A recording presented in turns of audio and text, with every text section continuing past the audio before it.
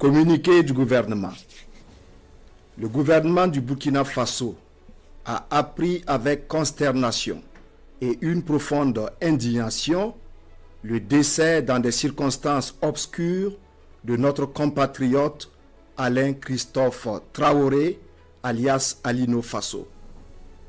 Dans un communiqué du procureur de la République de Côte d'Ivoire, largement relayé sur les réseaux sociaux, Alino Faso serait décédé le jeudi 24 juillet 2025 à l'école de gendarmerie.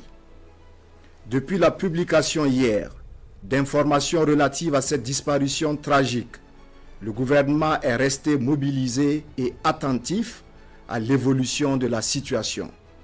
Il relève que, jusqu'à cet instant précis, aucune notification officielle ne lui a été faite par les autorités ivoiriennes sur la mort en détention de notre compatriote. Ni la famille de Alain Traoré, ni son avocat, ni l'ambassade du Burkina Faso en Côte d'Ivoire n'ont été avisés sur ce qui est présenté dans le communiqué en question comme un suicide. Le gouvernement, par le biais du ministère des Affaires étrangères, de la coopération régionale et des Burkinabés de l'extérieur, a donc convoqué d'urgence la chargée d'affaires de l'ambassade de la République de Côte d'Ivoire au Burkina Faso aux fins de s'expliquer sur le sort de notre compatriote, laquelle chargée d'affaires a, hélas, confirmé l'effectivité du décès de Alain Christophe Traoré, alias Alino Faso. Le gouvernement s'étonne que le drame se soit produit dans une école de gendarmerie et dans ces circonstances, alors même que le porte-parole du gouvernement ivoirien s'était évertué à nier les pratiques d'enlèvement forcé, d'exécution sommaire et de torture en Côte d'Ivoire lors d'un point de presse en date du 15 janvier 2025. Toutes ces déclarations d'intention sur la transparence et le respect des droits humains contrastent paradoxalement avec la gestion ténébreuse de ce dossier soldé par la mort plus que suspecte de notre compatriote Alain Traoré. Le gouvernement s'interroge sur les motivations réelles de sa détention dans une caserne de gendarmerie plus de 6 mois après son interpellation et sans procès. Il rejette avec force et vigueur la thèse du suicide actuellement avancée par les autorités judiciaires ivoiriennes qui ont brillé par une complaisance coupable face à l'arbitraire et au déni de justice dont a été victime Alino Faso dans cette affaire depuis son interpellation le 10 janvier 2025. Le gouvernement condamne fermement cette disparition assimilable à un assassinat crapuleux.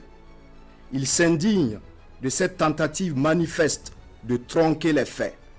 En effet, alors que le décès aurait été constaté le jeudi 24 juillet, il a fallu 72 heures pour que l'information soit portée dans l'espace public sur la foi d'un communiqué du procureur de la République près le tribunal de première instance d'Abidjan, dont l'authenticité était difficile à établir.